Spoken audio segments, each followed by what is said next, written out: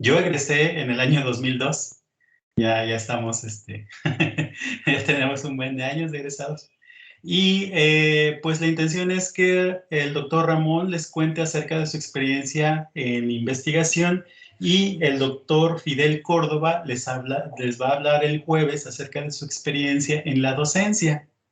También en los videos del foro anterior tuvimos la participación de egresados que se desempeñan en la industria.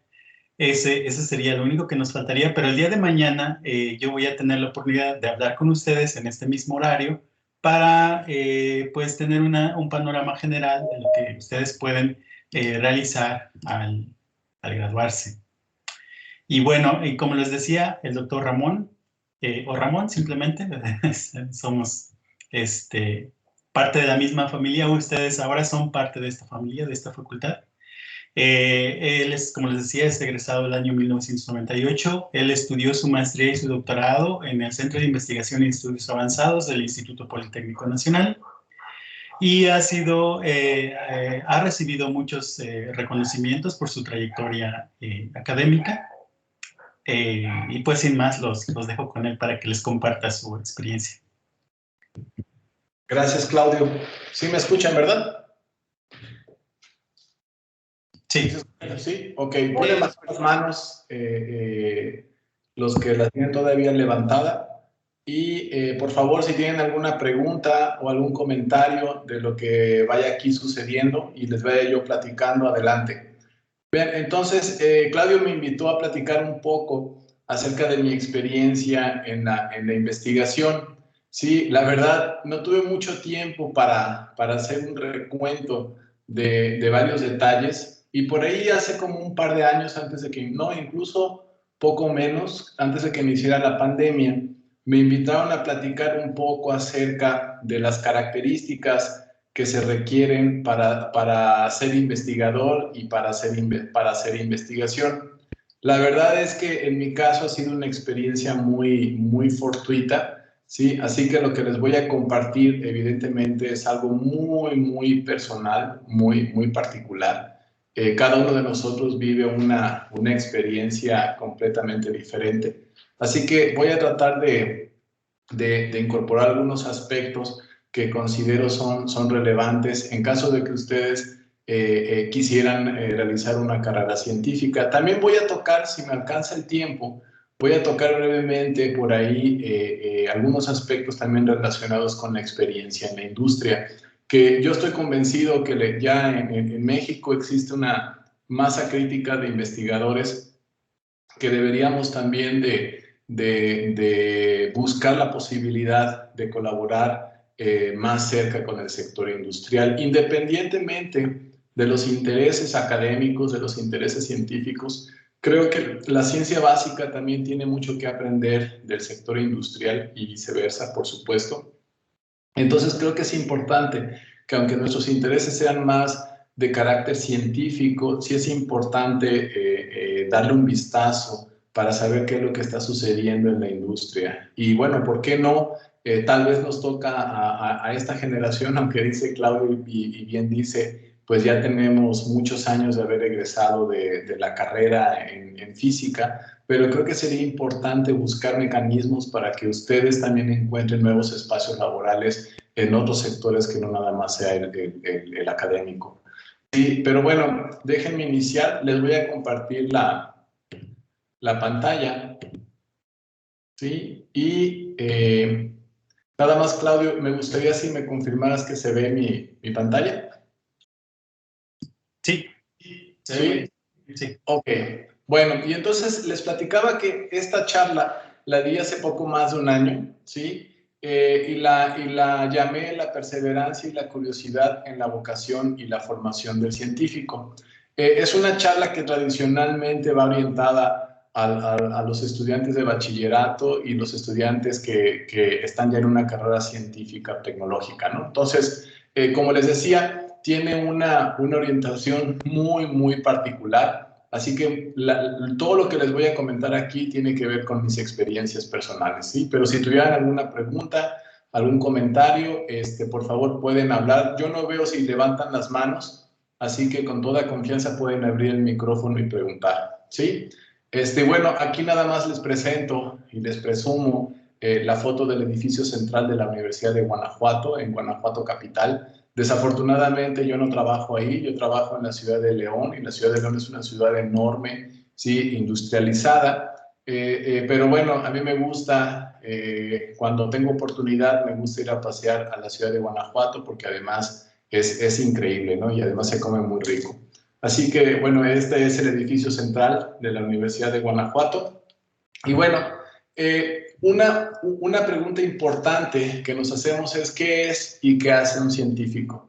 Sí, en realidad no es una pregunta fácil de responder. Incluso cuando hablamos o cuando alguien nos pregunta, ¿sí? ¿Qué es un físico? Cuando aterrizamos al contexto particular de la carrera que ustedes están estudiando, sí, me imagino, y eso es recurrente, lo he visto con gente que conozco y que, bueno, que apenas voy conociendo, y cuando me preguntan qué hago y les digo que soy físico y que además hago trabajo de investigación, evidentemente asocian con trabajo, por ejemplo, que realizó una figura muy importante como es Albert Einstein, ¿sí? Sobre todo asociado más a que un físico puede ser un tipo distraído, ¿sí? Que puede escribir ecuaciones raras en el pizarrón y que pues prácticamente se la pasa escribiendo este tipo de fórmulas, ¿no? Y con eso se van a topar constantemente. Evidentemente ese es un estereotipo,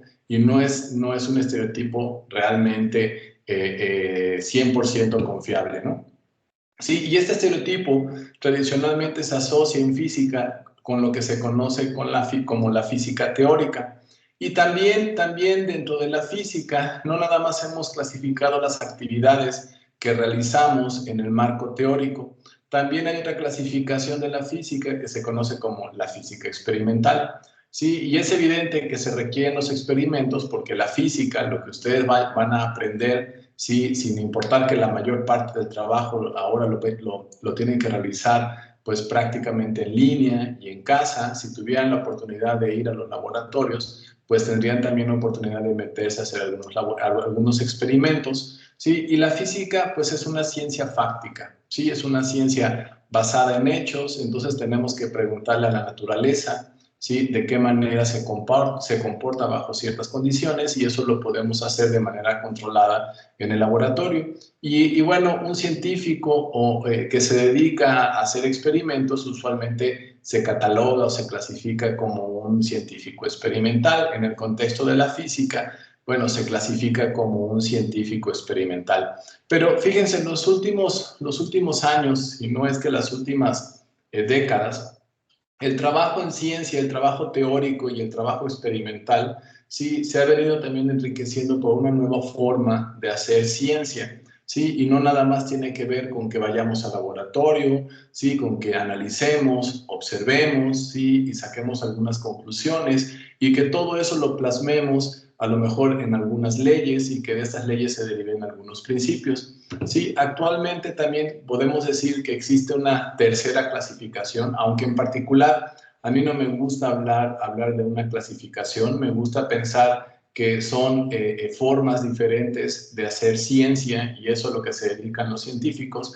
Sí, pero la parte computacional es sumamente importante. Es sumamente importante, ¿por qué? Porque pues nos permite también, como en el laboratorio, nos permite generar datos, nos permite analizar esos datos, nos permite procesarlos, ¿sí? Nos permite entonces sacar conclusiones que nos pueden ayudar también a tener o a soportar la evidencia que nos permita construir leyes y principios, ¿sí? Entonces, hoy en día podemos decir que un científico pues, se interesa, ¿sí? Por entender a la naturaleza, el universo que lo rodea, y que tiene diferentes tipos de metodologías o aproximaciones para poder realizar su trabajo de investigación, ya sea dentro del contexto teórico, ya sea dentro de hacer experimentos en el laboratorio de manera controlada, o definitivamente trabajando en modelos que nos permitan entender los resultados experimentales y que coadyuven también ¿sí?, a la componente teórica, a poder entender en algunas leyes o algunos principios universales de qué manera se comporta la naturaleza.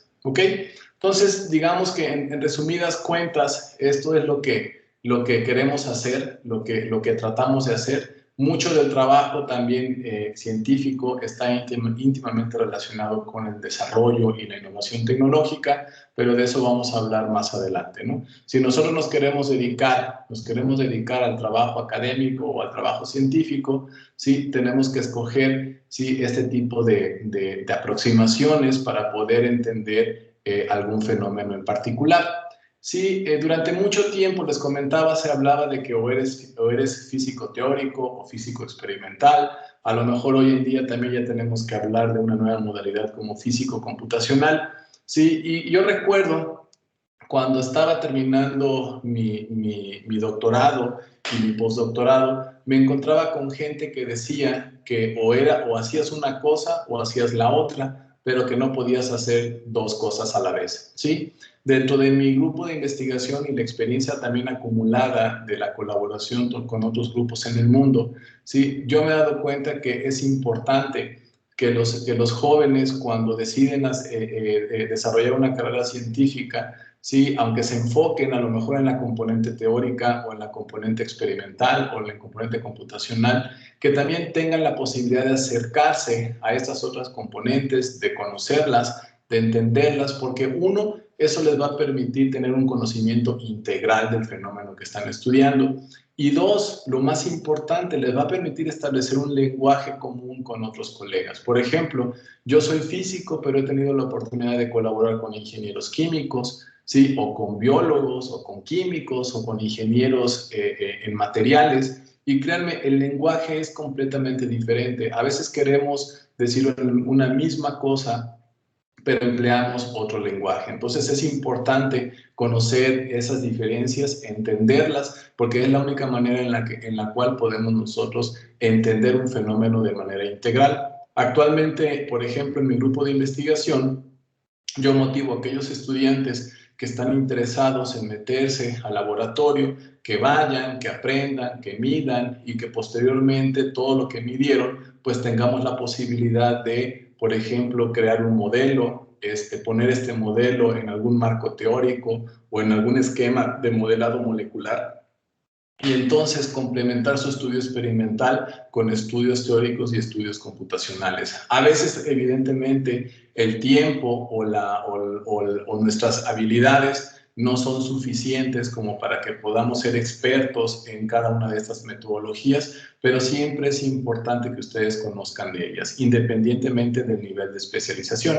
Evidentemente va a haber áreas dentro de la física que son muy difíciles, que uno se puede incorporar tal vez a grupos experimentales, pero pues hoy en día, gracias a estas redes internacionales, gracias al Internet, sí, podemos pues prácticamente ser partícipes de un montón de reuniones y discusiones científicas donde podamos conocer pues cuáles son los experimentos de moda, cuáles son las técnicas más relevantes para estudiar el fenómeno en cuestión. ¿Ok? Entonces, yo sí les sugeriría, sí, que en la medida de lo posible, pues prácticamente ustedes traten de fortalecer su formación académica, ¿sí?, tocando de manera puntual cada una de estas áreas en las que podemos de alguna manera clasificar a la física, aunque en realidad son metodologías, no tienen nada que ver con el fenómeno en cuestión. Ya ustedes decidirán, ¿sí?, cuál es el tipo de aproximación que van a emplear para poder investigar la naturaleza de un fenómeno. ¿Ok? Bien. Ahora, cuando hacemos ciencia, ¿sí?, y es aquí va un tip para cuando ustedes resuelvan cualquier problema en física, ¿sí?, pero esto no nada más aplica en física, aplica en cualquier problema científico, ya sea biológico, químico, incluso hasta social. Nosotros tenemos que entender cuáles son las escalas características del sistema o del fenómeno que queremos estudiar. Y por escalas características en física me refiero, ¿sí?, a las escalas de tiempo, a las escalas de longitud, ¿sí?, y a las escalas de energía involucradas en el problema en cuestión. Por ejemplo, si nosotros quisiéramos describir la naturaleza del universo, lo primero que se nos viene a la cabeza es pensar en qué escala de longitud, ¿no? Y entonces tal vez ustedes quieren utilizar una descripción microscópica, donde sabemos que las escalas de longitud características son los Armstrongs, donde sabemos que las energías de interacción entre el electrón y los protones en el núcleo del átomo son del orden de electron-volts. Y entonces, cuando ustedes entienden estas escalas características, entonces saben que, por ejemplo, en este régimen tendrían que involucrar a la mecánica cuántica. ¿Sí? Sin embargo, si ahora dicen, no, ¿sabes qué? A mí lo que me interesa es entender qué sucede cuando varios átomos empiezan a interactuar entre sí. No me interesa tal vez tanto el detalle interno o la estructura interna de los átomos, sino que me interesa ver de qué manera interactúan de manera efectiva los átomos que nos llevan, por ejemplo, a formar moléculas, ¿sí? Y que estas moléculas tienen una estructura bastante compleja. Bueno, entonces aquí tal vez ya no sería tan necesario meter ahora sí, la cara al asador desde el punto de vista de la mecánica cuántica, ¿sí? Y tendrían que meter a lo mejor el electromagnetismo, ¿sí? Para poder entender de qué manera los átomos se comunican entre sí y bajo ciertas condiciones termodinámicas, pues pueden dar origen a estructuras supramoleculares o estructuras moleculares, ¿sí? Pero si también ustedes dicen, no, espérate, sí, a mí no me interesa tanto ese detalle, a mí me interesa ahora ver cómo las moléculas se comunican entre sí, ¿sí? Y que esas moléculas, ¿sí? Al comunicarse entre sí bajo ciertas condiciones, entonces pueden llegar a formar órganos, ¿sí? O a formar otros entes, y que esos órganos, ¿sí? O estos otros entes, pues pueden dar origen a objetos o pueden dar origen a seres vivos. Y entonces, cuando queremos entender nosotros la naturaleza de esos objetos, pues a lo mejor nada más tenemos que aplicar las leyes clásicas de Newton para poder entender, pues, de qué manera se forman estos objetos, cómo interactúan entre sí, cómo aplican las leyes de la física clásicas, ¿sí? Para poder entender la estabilidad de un edificio, ¿sí? Para poder tal vez desarrollar, no sé, algún material que nos permita comer, que nos permita sobrevivir como seres que tenemos que absorber energía, y esa energía la podemos convertir a lo mejor tal vez en movimiento, ¿sí?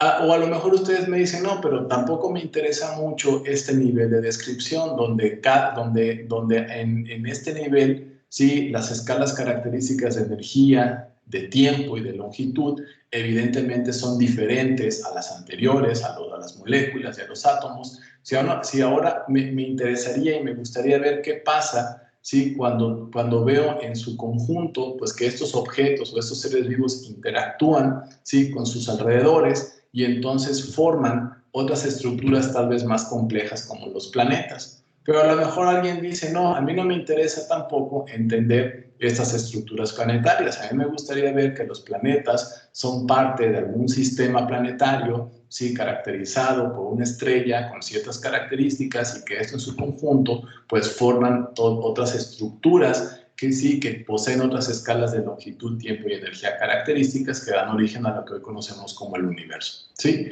Entonces, esto es lo que hacemos los científicos. Identificamos, cuando queremos entender algún fenómeno en cuestión, debemos identificar cuáles son las escalas características de longitud, tiempo y energía que están involucradas prácticamente en el fenómeno que queremos explicar.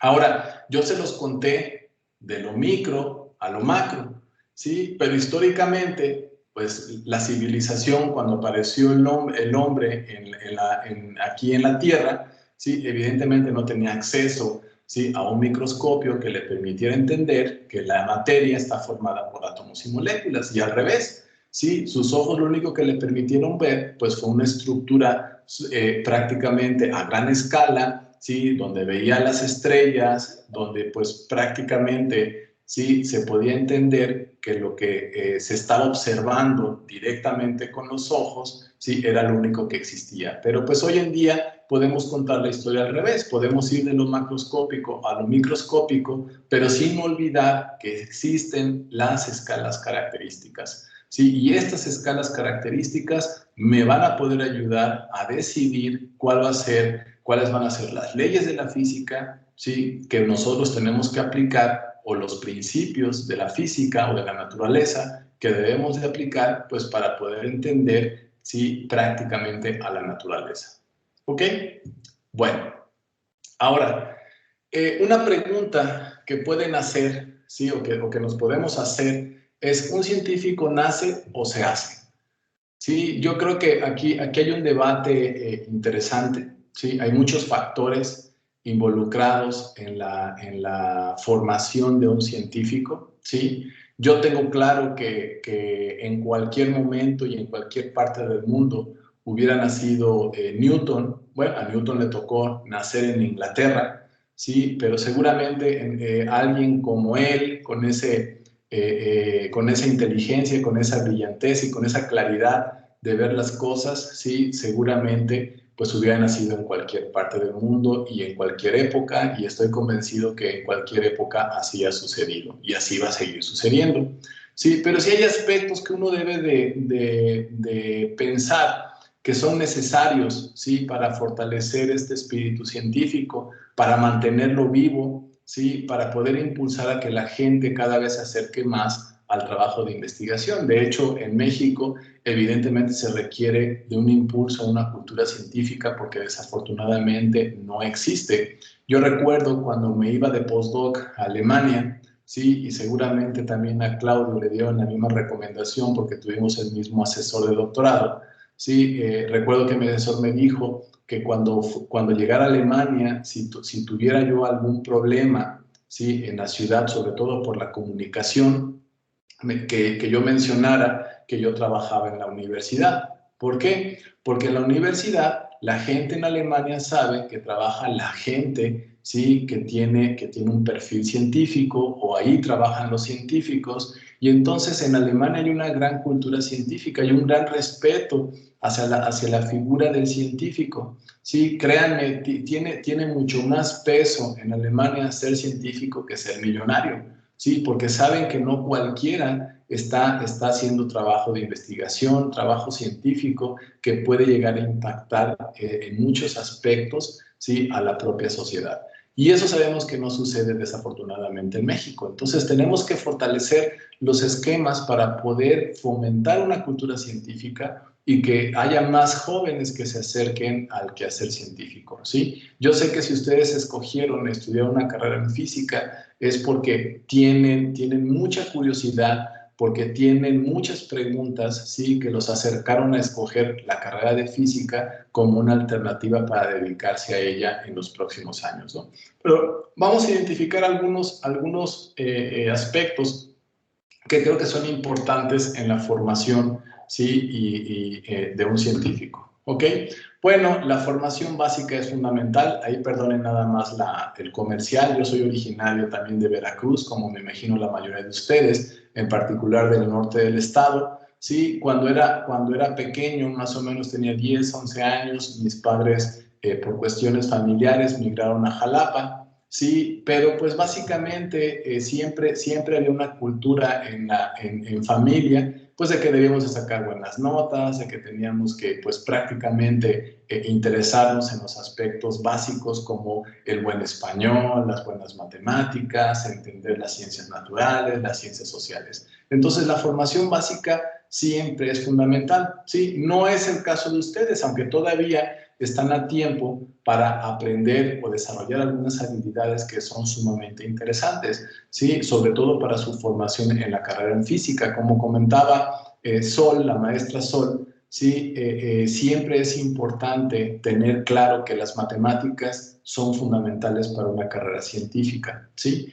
Y más en una carrera como física. Pero eso no significa que le debamos de tener miedo a las matemáticas. Sí, al contrario, debemos de interesarnos por las matemáticas, por su belleza, sí, por pues prácticamente ser una herramienta fundamental para poder plasmar todos los resultados que nosotros obtenemos en física, plasmarlos en términos matemáticos. Pero no nada más es la matemática, sí. Ahora, por lo que les acabo de platicar de esas aproximaciones para hacer ciencia o para hacer física, también es importante que ustedes entiendan, por ejemplo, aspectos básicos de programación.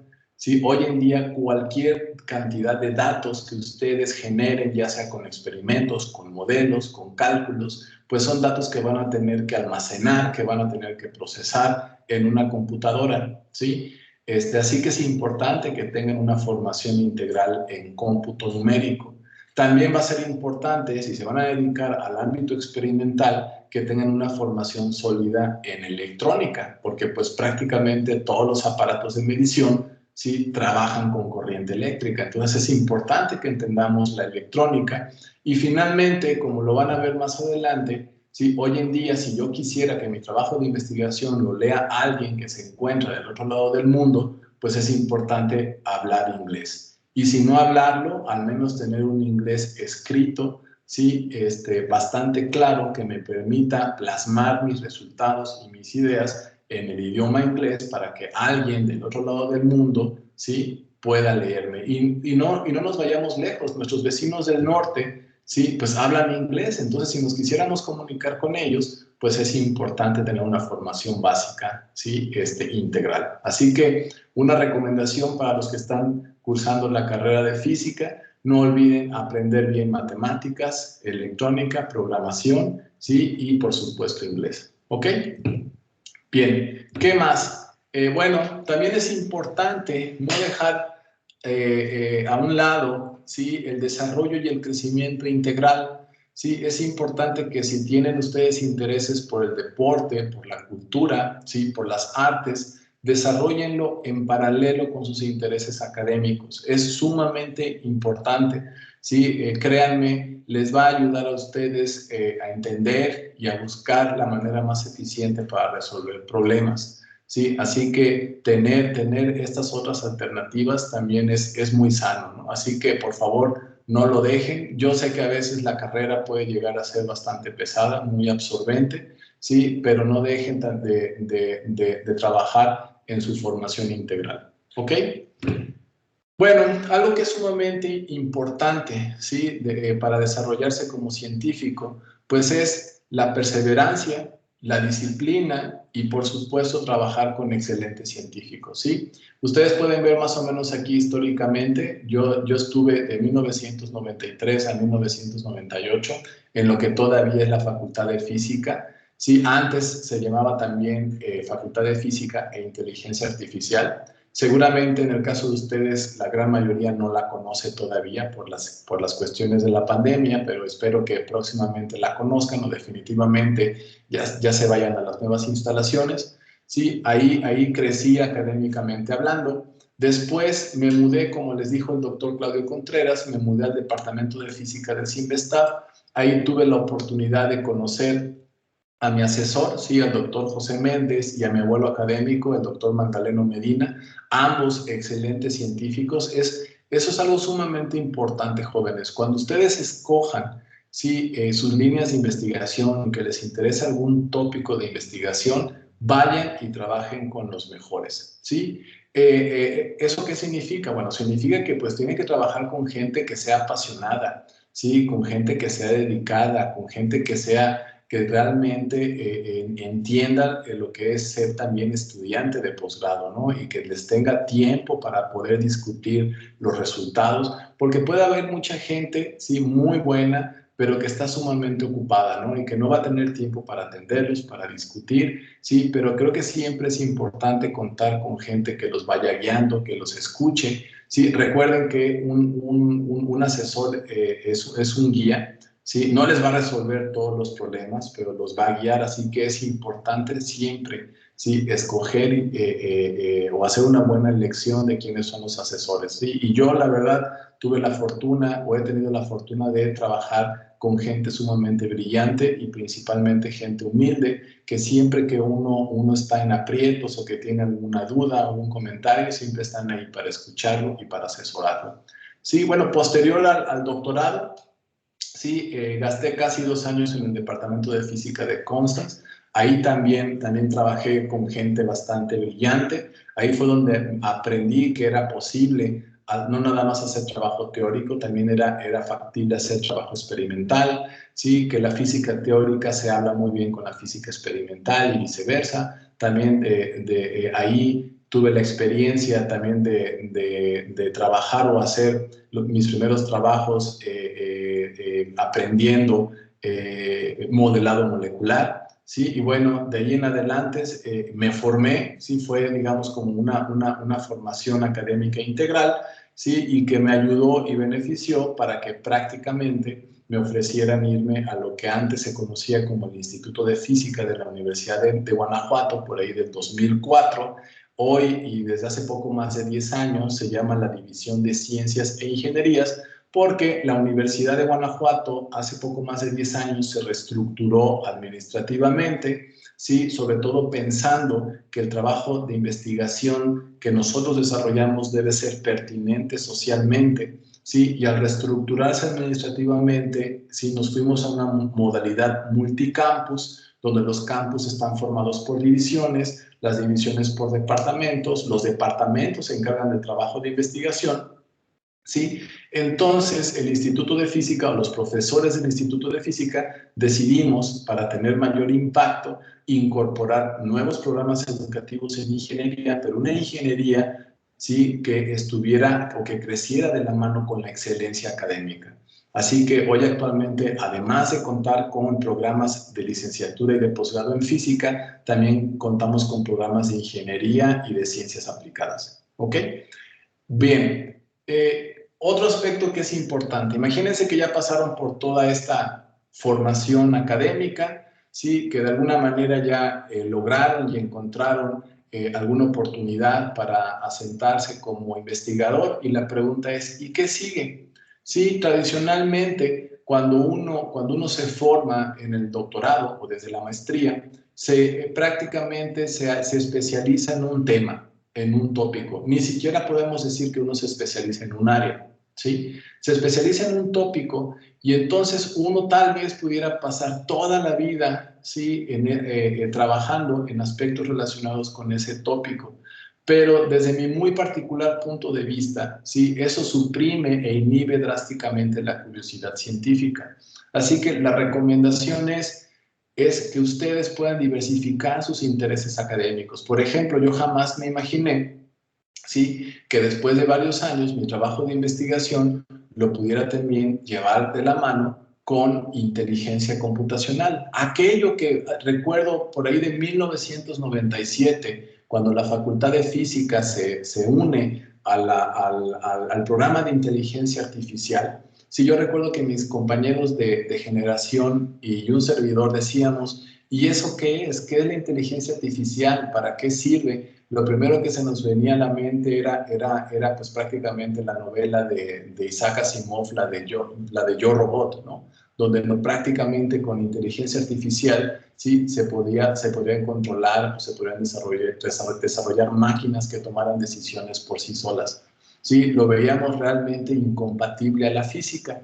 Sin embargo, hoy vemos el potencial que tienen este tipo de aproximaciones y que pudiéramos conjuntarlas, ¿sí?, con la física, y que dan origen realmente a esquemas y aproximaciones sumamente interesantes que hoy en día podemos aplicar para poder entender pues una gran variedad de fenómenos que tal vez con las herramientas tradicionales de la física no sería tan fácil, ¿sí?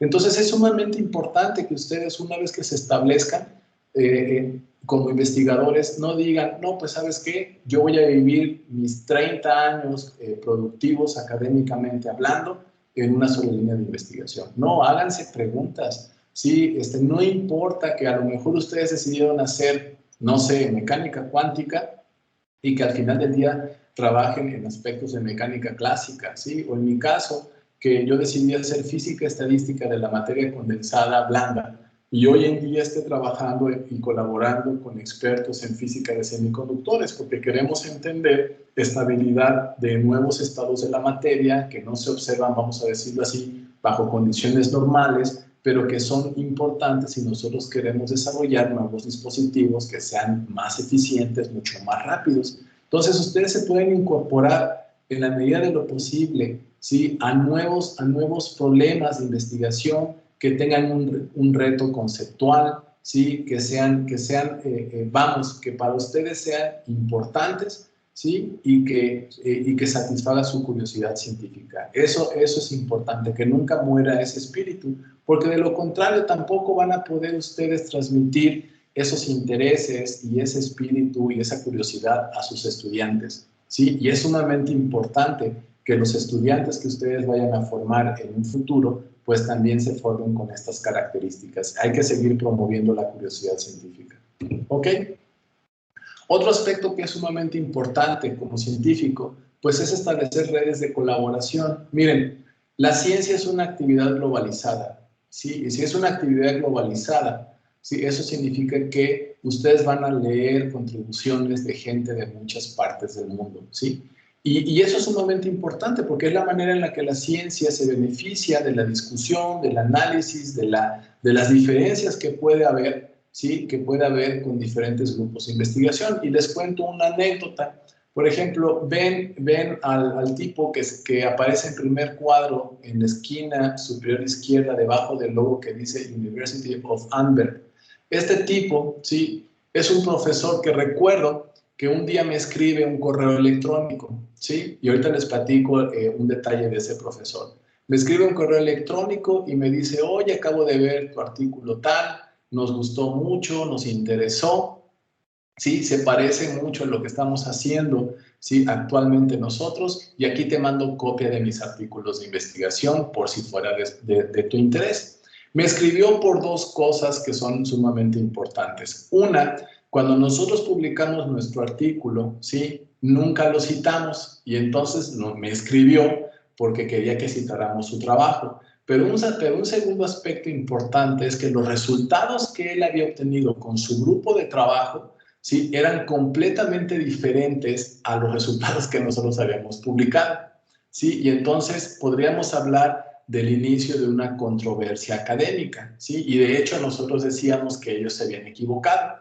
Total, que empezamos a mantener una comunicación vía correo, pues más o menos constante, donde lo que yo publicaba o lo que nosotros publicábamos se lo compartíamos a él, o lo que él publicaba nos los compartía a nosotros, pero siempre había una controversia, ¿sí? Hasta que un día me escribe y me dice, oye, ¿qué te parece si para disipar esta controversia uno de tus estudiantes de doctorado se viene un año a mi grupo de trabajo? Y entonces fue cuando yo dije, a ver, espera, pues ¿quién es este tipo? O sea, ¿por qué está pidiendo que uno de mis estudiantes se vaya a trabajar con él durante un año? Y entonces fue cuando, por curiosidad, ¿sí? Lo estalqué académicamente hablando, ¿sí? Y pues resulta que el profesor François Peters, ¿sí? Es el líder del grupo de física del Departamento de Física de la Universidad de Amberes en Bélgica, ¿sí? Y que estuvo a nada de llevarse el premio Nobel de Física, ¿sí? Y yo dije, bueno, ¿qué hace un tipo de ese calibre, ¿sí? Viendo lo que estamos haciendo de ciencia en este lado del mundo, ¿sí? Y pues resulta que me quedó claro que él, siendo experto en física del estado sólido, ahora sus intereses migraban hacia la física de la materia condensada blanda y que también quería desarrollar trabajo en esa dirección. Sí, y bueno, para no hacerles el cuento largo, lo único que les dije, sí tengo un estudiante, actualmente ella ya trabaja y vive en Antwerpen, en Bélgica, no se dedica a la academia, se dedica al sector industrial, le va, por cierto, muy bien. ¿Sí? Y bueno, lo interesante fue cuando negociamos que Edith se fuera al grupo de François. Yo le dije, mira François, si traducimos la beca de doctorado del CONACYT, la traducimos a euros, pues no le va a dar para que Edith viva allá en Bélgica. Así que lo que te pido es que al menos le completes la beca para que Edith tenga la misma beca que cualquier estudiante de doctorado en Bélgica. Y esa fue la negociación. François aceptó, Edith se fue. Se hizo un gran trabajo de investigación. Edith se llevó la doble graduación entre la Universidad de Guanajuato y la Universidad de Amberes. Sí, Edith obtuvo un ofrecimiento laboral en Bélgica y bueno, sus intereses personales y profesionales la llevaron a quedarse en Bélgica. Hoy actualmente Edith es líder de uno de los proyectos europeos científicos más importantes de la Comunidad Europea que se llama eBrains, ¿sí? Entonces, es importante establecer estas redes de colaboración, ¿sí? Es importante entender que la ciencia no nada más es la que yo llegue a hacer en mi escritorio o en el laboratorio y que los resultados los deje en la computadora, ¿sí? No, esos resultados se tienen que comunicar, se tienen que establecer, ¿sí? Comunicación con grupos líderes, se tiene que prácticamente difundir lo que uno está realizando de trabajo de investigación para fortalecer nuestro propio trabajo de investigación, ¿ok? Y entonces, aquí nada más les pongo un ejemplo de algunas de las redes de colaboración nacionales e internacionales que hemos desarrollado con el tiempo. Evidentemente hay en muchas partes dentro de México una colaboración también muy activa, pues tenemos con el doctor Claudio Contreras ahí en la Universidad Veracruzana, ¿sí? Pero el mensaje es este: siempre que ustedes inicien su grupo de investigación, es importante que fortalezcan sus redes nacionales e internacionales, ¿ok?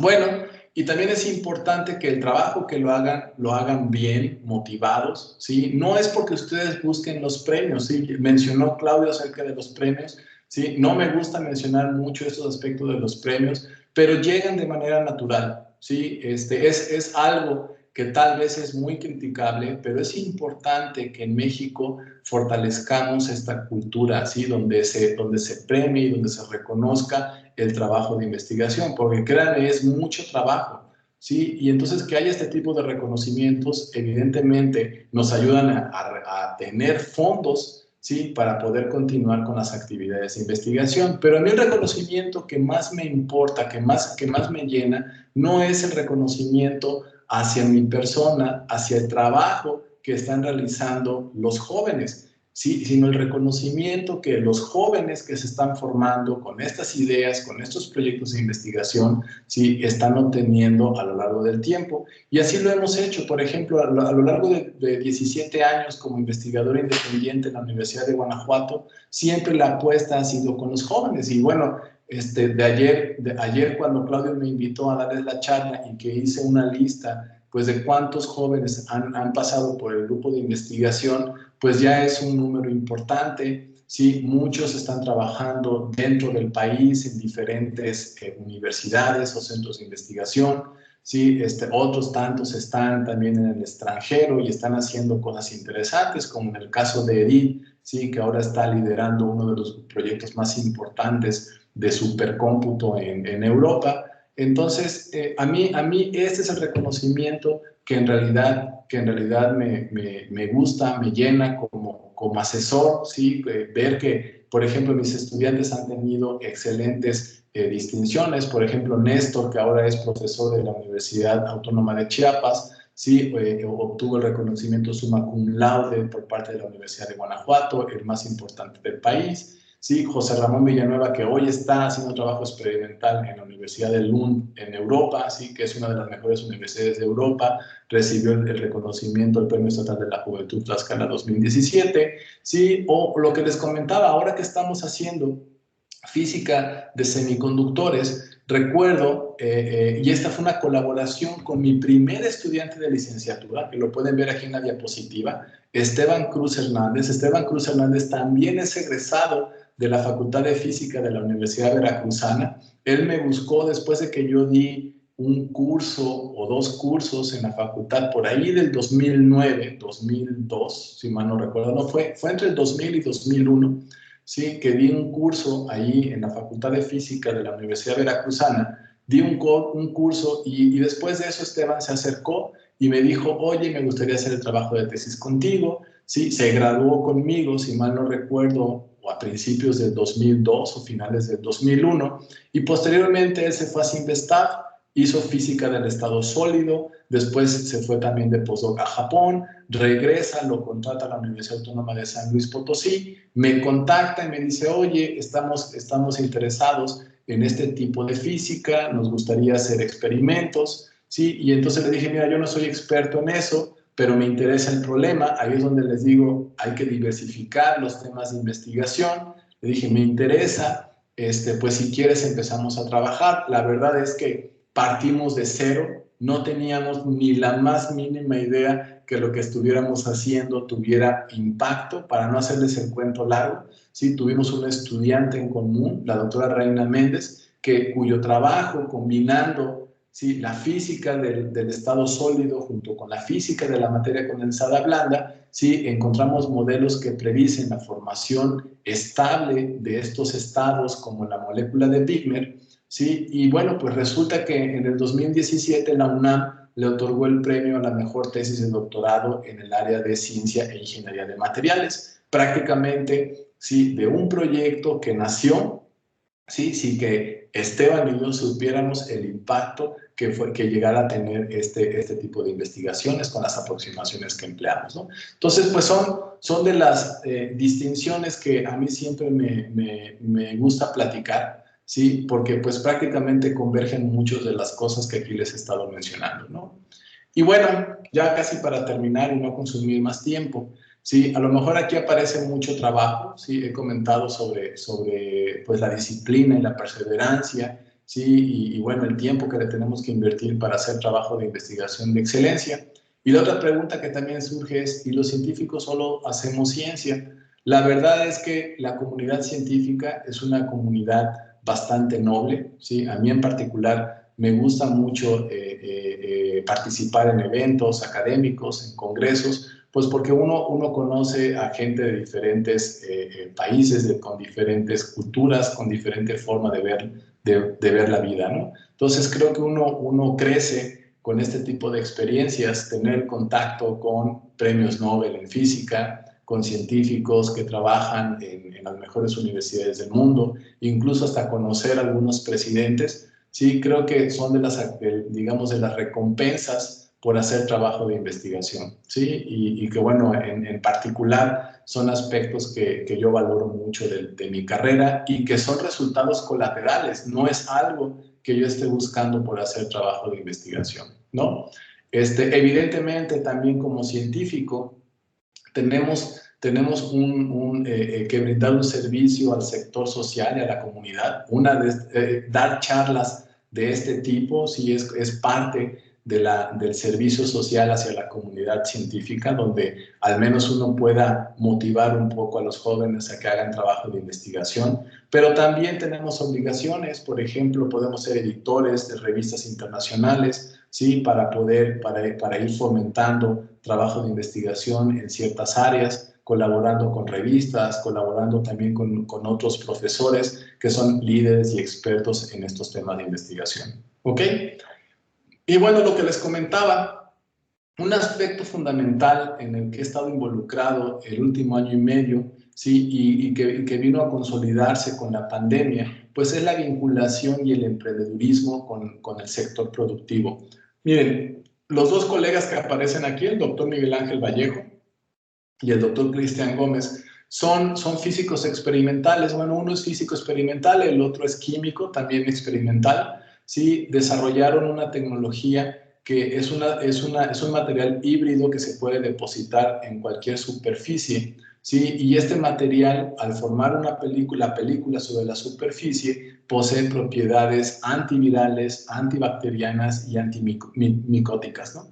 Entonces, es una de las tecnologías que hemos desarrollado como respuesta para combatir la pandemia. Es una tecnología que pudimos transferir la tecnología a una empresa privada. Sí, durante año y medio o poco más de un año hemos tenido la oportunidad de colaborar cercanamente con la industria, donde esta empresa ha visto y ha valorado, ¿sí? el que pueda colaborar con académicos, con científicos, ¿sí?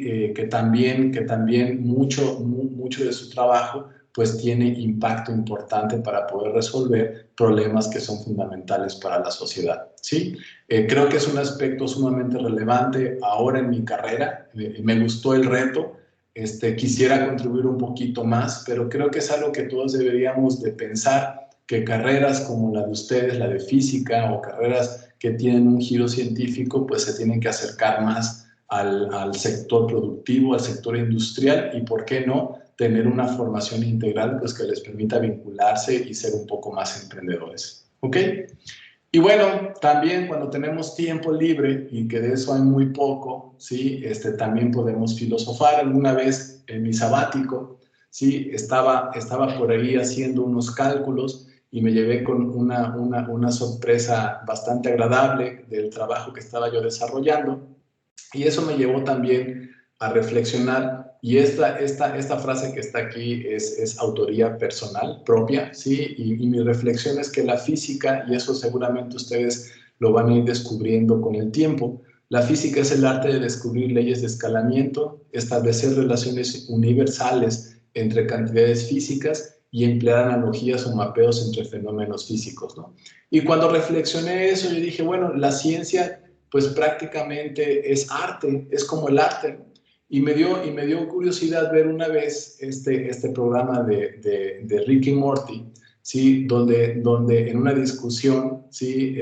Rick le dice a Morty que a veces la ciencia es más arte que ciencia y mucha gente no entiende eso, ¿no? Me sorprendió gratamente ver pues de que habemos muchos que pensamos que la ciencia pues prácticamente es un arte y eso que no se les olvide. Por eso es importante que también en su formación ustedes sigan creciendo y consolidando pues todas estas actividades que les va a permitir tener una formación integral, ¿sí? Que no nada más tenga que ver con el contexto científico, ¿ok?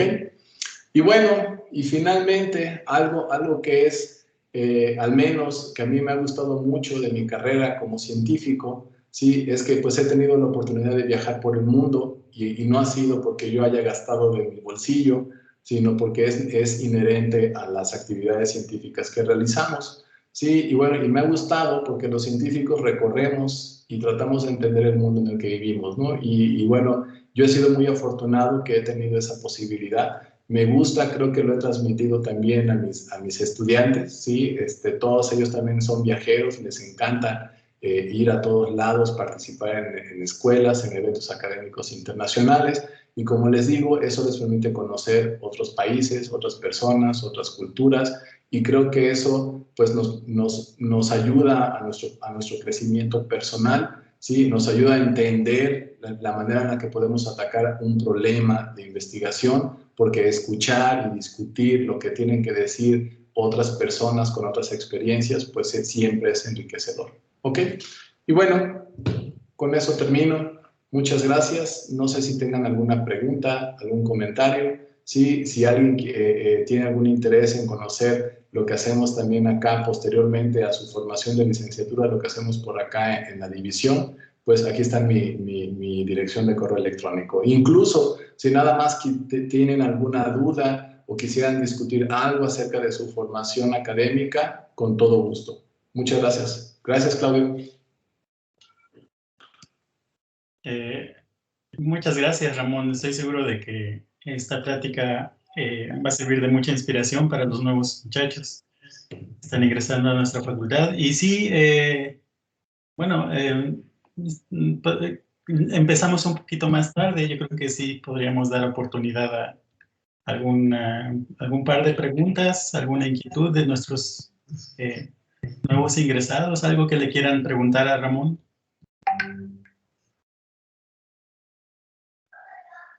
Bueno, si ellos no quieren preguntar, yo les puedo preguntar, Claudio. Sí, por favor, porque hace un rato les platicaba justamente de lo importante de tener una pregunta, ¿no? Tenemos los seminarios los viernes, entonces qué bueno que, mira, ya se están acostumbrando. Josué, ¿verdad? Son tuyos, Claudio. Adelante, Josué.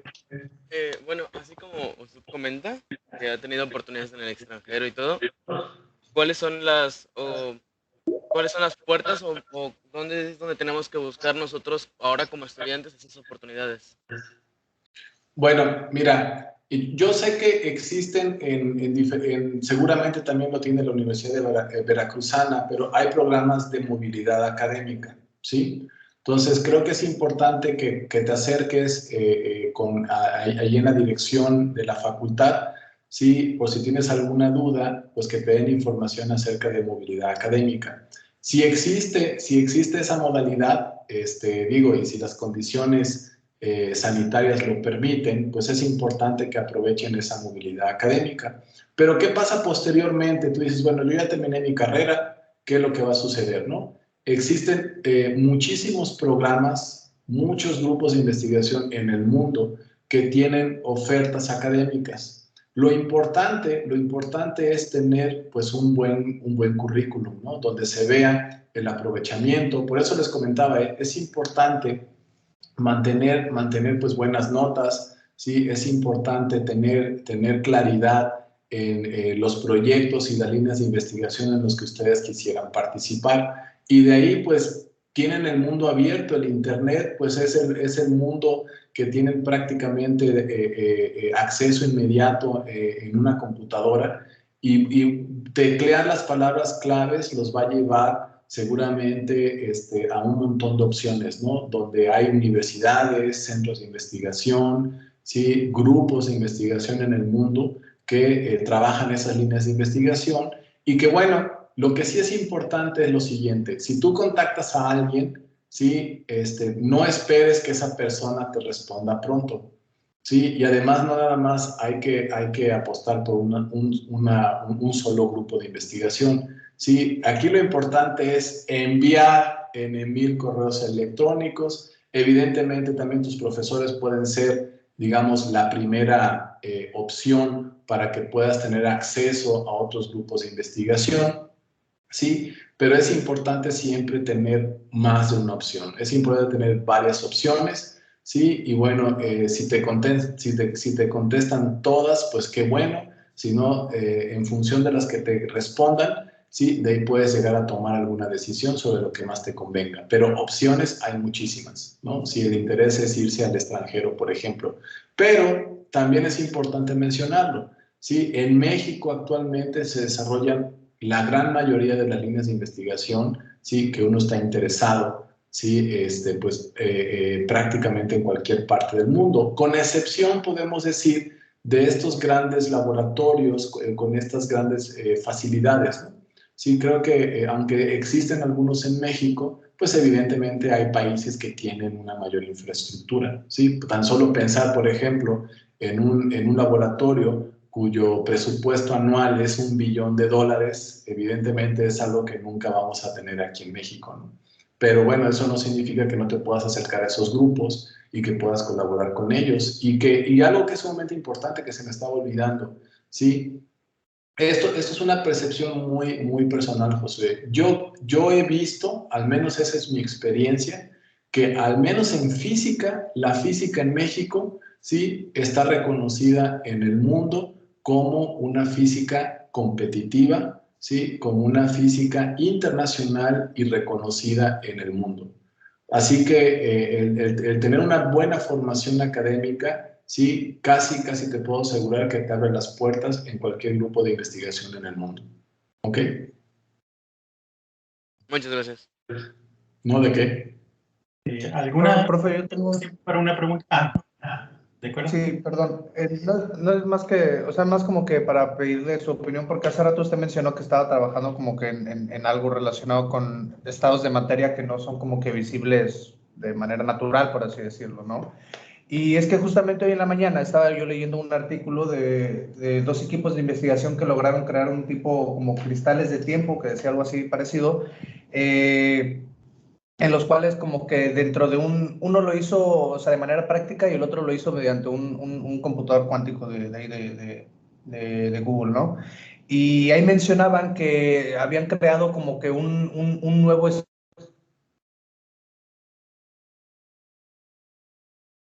Creo que lo perdimos, ¿verdad?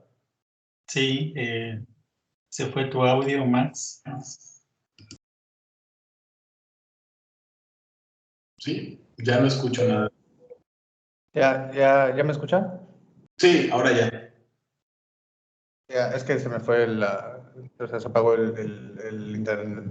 Bueno, que habían creado un estado de materia dentro de un diamante que como que rompía con la segunda ley de la termodinámica, o sea, no utilizaba energía de ningún tipo, ¿no? Ni creaba ni nada, ¿no? O sea, como que estaba o sea, como que existía sin tener ningún tipo de reacción, ¿no? O sea, yo lo vi, ¿no? Y como que al inicio como que la neta, pues es que no lo entendí muy bien. Y después como que lo medio seguí leyendo y como que le medio agarré ahí la onda, ¿no? Pero pues yo, como usted mencionó que era algo, bueno, según yo entendí algo parecido a lo que usted estaba viendo, quería ver, pues, o sea, qué opinaba de eso, o si tal, o si lo había visto o algo así. No, la verdad es que no leí la noticia. Sí, ahora no es que trabaje yo con materiales invisibles, sí, en realidad puede ser que si son materiales moleculares o atomísticos, estamos hablando de la escala de Armstrong, eso no lo puedes ver, sí, digamos, con los ojos. Pero lo que sí puedes ver es la estructura supramolecular, ¿no? De hecho, pues ese es evidente en cualquier material con el que estamos nosotros trabajando, por ejemplo, el material del que está hecho la silla, la mesa, ¿sí? Cualquier objeto con el que estás coexistiendo diariamente, ¿no? Claro, también hay otros materiales, vamos a llamarles mesoscópicos, cuyas dimensiones lineales sí más o menos podrían ser visibles al ojo humano. Sí, pero lo que mencionas, que no he leído, te digo, el artículo, sería interesante leerlo, acerca de que viola las leyes de la termodinámica. Bueno, hay que mencionar que las leyes de la termodinámica son leyes fenomenológicas, ¿sí? Y que básicamente tienen una validez en el régimen macroscópico. Aquí la pregunta es, ¿hasta dónde podemos nosotros definir qué es el régimen macroscópico? ¿Sí? Y es una pregunta abierta, porque cuando tú empiezas a contar el número de estados físicos accesibles a un material o a algún sistema compuesto por cierto número de partículas, ¿sí? Usualmente cuando el número de estados es mayor que el número de partículas es cuando decimos que valen las leyes de la termodinámica. Pero pues no se han podido realizar experimentos en el régimen de unas cuantas partículas como para poder entender si ahí siguen valiendo o no las leyes de la termodinámica. Son estas preguntas abiertas e interesantes que evidentemente rayan en el contexto de la mecánica cuántica, que pueden tener implicaciones en la nanotecnología y que, bueno, ahí hay mucho por hacer todavía. ¿Ok? No lo he leído. Mi experiencia es que nada viola las leyes de la termodinámica, ¿sí? Pero pues a lo mejor por ahí hay algún caso sumamente interesante. Recuerdo una anécdota en un congreso de un profesor que criticaba un artículo que se había publicado en una de las mejores revistas de investigación en el mundo, creo que había sido en Nature, donde habían publicado un resultado que violaba la segunda ley de la termodinámica, y pues lo único que resultó es que en los cálculos no había implementado lo que nosotros denominamos un termostato, ¿no? Un termostato correctamente. Entonces, pues parecía ser que podía generar más trabajo de lo que le inyectaba el sistema de energía, ¿no? Entonces, pues esas cosas hay que tener mucho cuidado, ¿no? Como cuando aparecieron los famosos neutrinos superlumínicos, ¿no? Estas partículas que decían que se movían más rápido que la luz, ¿sí? Y que al final del día se dieron cuenta que había un problema en la medición de los tiempos de llegada, así que era un problema con los detectores. Entonces hay que tener mucho cuidado con esas cosas.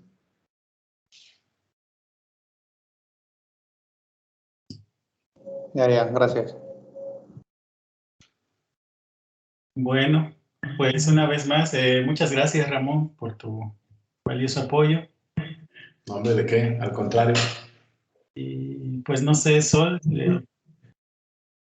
¿gustaría mencionar algo más?